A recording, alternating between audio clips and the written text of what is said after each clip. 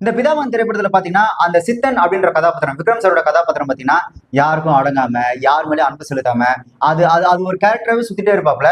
ஆக்சுவலா அவரோட வாழ்க்கையில புகுந்து அவரோட மொத்த வாழ்க்கையை மாத்தின கதாபாத்திரம் எது அப்படின்னு பாத்தீங்கன்னா சக்தி அப்படின்ற அந்த சூர்யா அவரோட கதாபாத்திரம் தான். எப்படி சாப்பிடணும், எப்படி பல்லு இருக்கணும், ஏன் எப்படி சிரிக்கணும் அப்படின்றது கூட சித்தனுக்கு சக்தி தான் சொல்லி கொடுப்பாப்ல.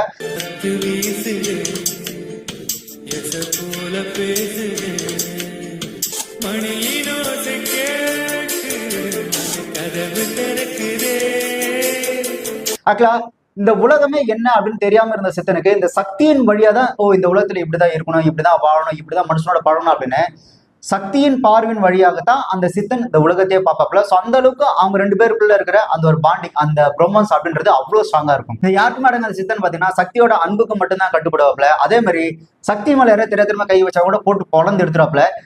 சித்தங்கவா இவரே நம்மால ஒண்ணு செஞ்சிடாத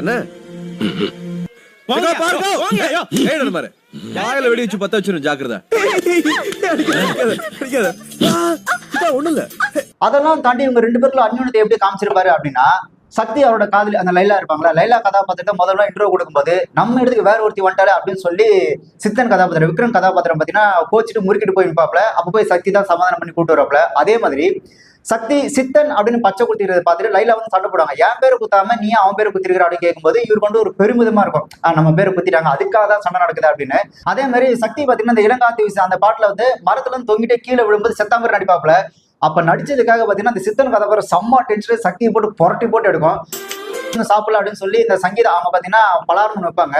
அப்ப சித்தனுக்கு டக்குனு வந்து அவங்களை போட்டு அடிச்சுட்டு இவர் வந்து அவரை எழுப்பி அந்த சாப்பாடு ஊட்டி விடுவாரு. அந்த சாப்பாடு ஊட்டி விடுறது முரட்டத்தனமா தான் இருக்கும். முட்டியை பிடிச்சி இழுத்து ஊட்டி விடுவாப்ல.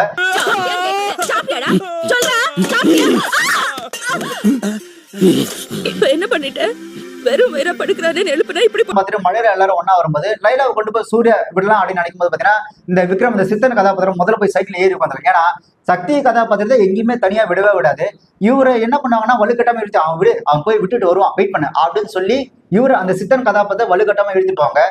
ஏன்னா அந்த பாட்டு பாடுறதை தவிர்த்து வேற எந்த வார்த்தையும் பேசவே மாட்டாப்புல, ஊமையா தான் இருப்பாரு. ஆனா அவர் வாயிலிருந்து வர முதல் வார்த்தை என்னவா இருக்கும் அப்படின்னு பாத்தீங்கன்னா அவரோட ஃப்ரெண்டு சக்தி இறந்துருவார் இல்லையா, அந்த சக்தியை கொண்டவங்கிட்ட போயிட்டு சக்தியை கொடு அப்படின்ற அந்த வார்த்தை தான் அவர் பேசுவாரு. ஸோ அந்த அளவுக்கு அவங்களுக்குள்ள ஒரு அவ்வளவு பெரிய ஒரு பாண்டிங் இருக்கும்.